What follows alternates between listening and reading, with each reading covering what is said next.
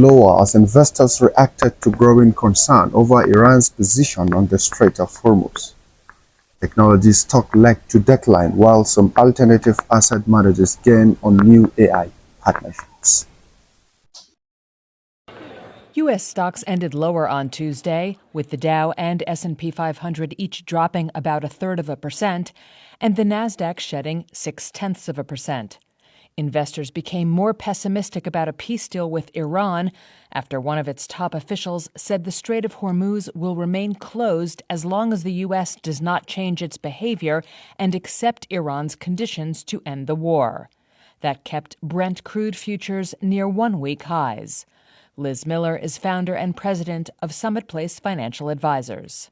I think investors are certainly frustrated at the back and forth communication flow and expectations out of our conflict with Iran.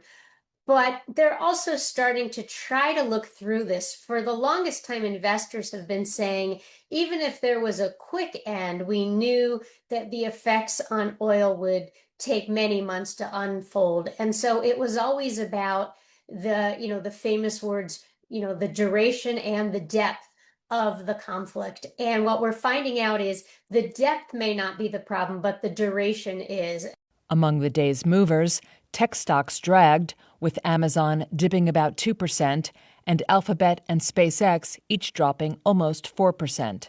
Alternative asset managers rose, with Apollo Global up more than 6% and Blackstone rallying almost 4%. They were among the financial institutions that recently partnered with NVIDIA to establish compute financing platforms aimed at raising over $500 billion in third-party capital for AI infrastructure.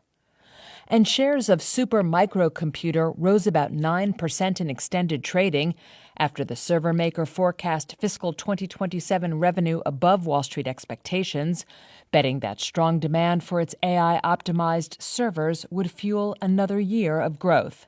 Investors now turn their attention to inflation readings due over the next 2 days, which could be crucial in shaping market expectations on the Federal Reserve's policy path.